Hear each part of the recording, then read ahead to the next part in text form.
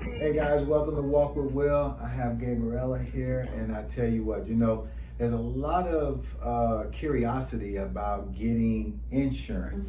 Now, I know as a homeowner, you have to have a certain kind of insurance to protect the home. Yes. So, what about the renters? Do they have to get insurance to protect the home too, or is that something different? Yes. So renter's insurance is actually really, really, really important, quite frankly. So it's not always required. So that is one of those things that a lot of people just don't realize the importance because it's not required, right? So renters, it's going to be a little bit different than your home policy because you're obviously not really concerned about actually insuring the physical structure that you're in. That is not your problem in this scenario, luckily, right? So what renter's insurance is actually going to truly be there for is personal property. So that is going to be everything in your home, all of your belongings that you've accumulated over years and years. That is going to be on your renters. And then also you're going to have coverage for loss of use. So this one is going to be if for some reason something happens to your apartment, your rental home, rental condo, anything like that, right? If something happens to that and it's damaged to the point that it's truly unlivable, right? You're not going to be able to be in your regular home, so you will be displaced. So in that scenario, that is when you want your loss of use coverage to kick in. So it's going to cover rent for wherever else you have to stay. It's also going to cover something as crazy as you don't have your own kitchen to cook in, so you're going to have to eat out every night. So it's all the additional expenses that you incur by not being able to be in your apartment, rental home, anything like that. So that's what you need renter's insurance for. What's wild is it's so incredibly inexpensive. So if you literally did a full pay for a year, standard, I would say, obviously things are going to fluctuate a bit, but very, very base, maybe 50 grand in personal property, it's probably going to run you about $200 for an annual premium. And that's insane for the amount of coverage that you get.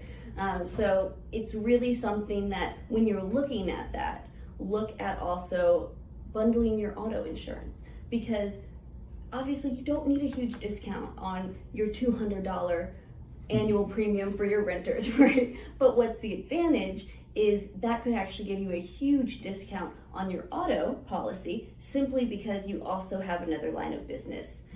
So with Goosehead, you actually don't even have to bundle with the same carrier to get that bundle discount. So if you're with any of the carriers that I write with at Goosehead, so just a huge multitude, you're still going to get a bundle discount if you have your policies with Goosehead with me. Oh wow! So what you're telling me is that $200 a year I can get rental insurance, and with a huge discount. So when I say huge discount, we're like $100. So $300 we get auto insurance and. Well, you're looking at, so auto policies are actually pretty pricey. That is sometimes something that you don't even think about, because I see auto policies that are actually more expensive than home policies. It's just if you have claims, if you've ever had any type of accident, your policy is just going to be expensive. So anything you can save on that is very crucial. So even if it's 10%, I'll take that. Right. Yeah. Because for me, every dime counts. Exactly. And if you know my wife, every dime counts. Yes. So I have another question about rental insurance. So if something happens, because I know, and if I'm wrong, please correct me.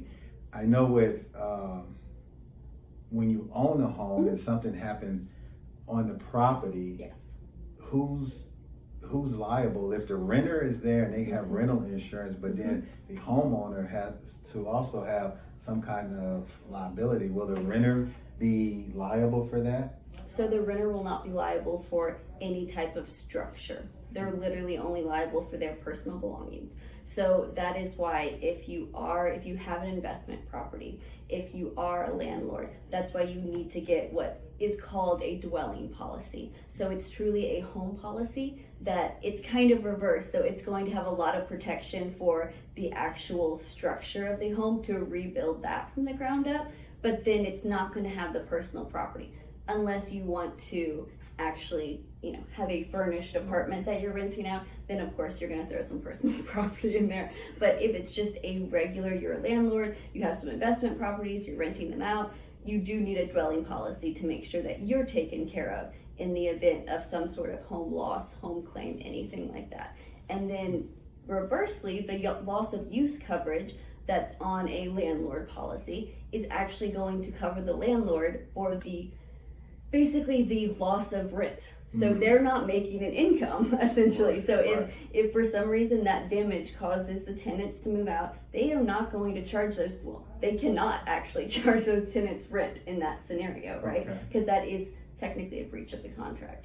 So in that scenario, the landlord is actually, I want to say missing out, but they're losing a lot of money. So they're losing whatever, if it's $2,500 a month, whatever. So the loss of use coverage for a landlord is going to literally reimburse them that amount of rent every single month. So that kind of brings me, it's a twofold question, but I'm going to go one at a time. So with the rental insurance, you said it helps the tenant with all the personal in the home, everything that belongs to them, nothing that belongs to the owner. So say for instance, if a hole gets knocked in the wall, can the homeowner ask the renter for their insurance policy to file against their insurance? No.